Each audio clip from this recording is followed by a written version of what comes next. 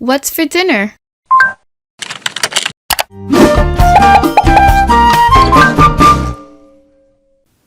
Hey everyone, I'm Chef Zee and welcome back to my channel, Chef Zee Cooks. Today I have a super exciting recipe for you guys. We are going to be making carne frita in the air fryer, and not just any carne frita. No. We are going to be adding some nice Dominican flavor. Now, for those of you guys who may not know what carne frita is, it literally translates to fried beef. But this recipe in particular is really special because my goal was to pretty much satisfy one of my guilty pleasures, which is fried food. You heard it here first. I absolutely love eating fried foods, but obviously I can't have it all the time. So using my air fryer to recreate some of my guilty pleasures is honestly one of my favorite things to do. And my goal was to actually recreate the carne frita that you get at your local chimney truck, which is to die for.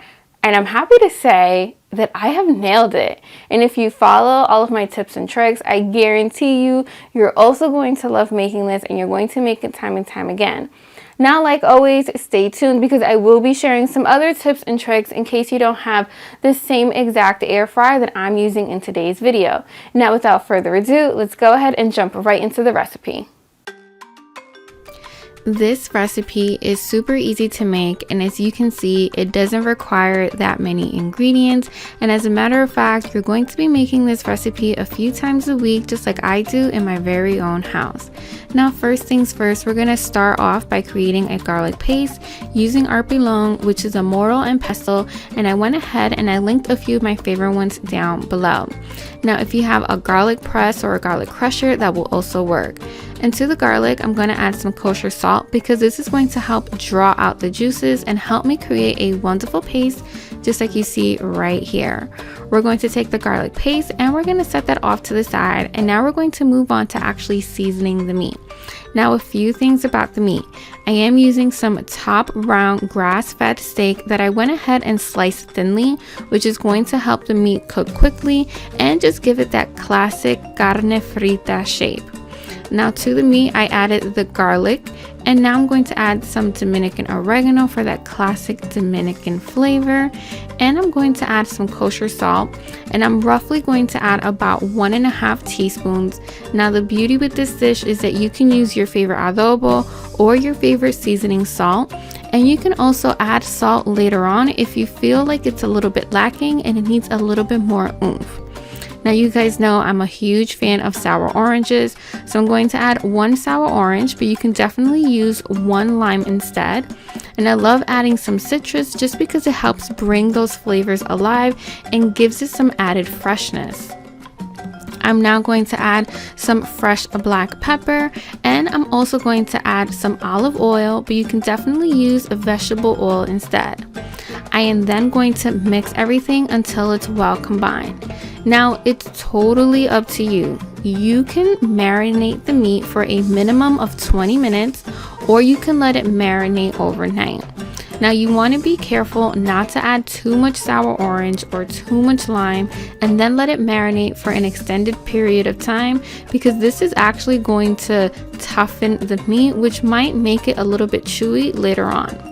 So I'm going to marinate it for about 20 minutes, and now I'm going to add the meat to the pressure cooker. Yes, you heard that correctly.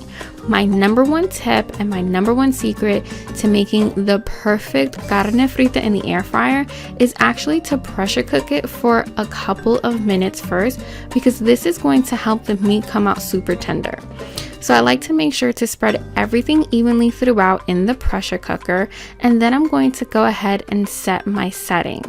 Now, before I set the pressure cooker, I want to make sure that everything is sealed, and you want to make sure that the valve is in the sealed position just to make sure that all that pressure is trapped within. I'm going to turn on my device. I'm going to pressure cook it on high for 2 minutes. Now listen, these 2 minutes make a huge difference because that meat is going to be buttery smooth once you fry it instead of chewy. Now, you're probably thinking, Z, I have an air fryer, but it doesn't exactly pressure cook, so what do I do? No worries, because I totally will have you covered. So after those 2 minutes, you want to carefully release the pressure from the device. And once all the pressure has been released, you want to carefully open it. And then we're actually going to set the meat off to the side and we're going to prepare it to air fry it.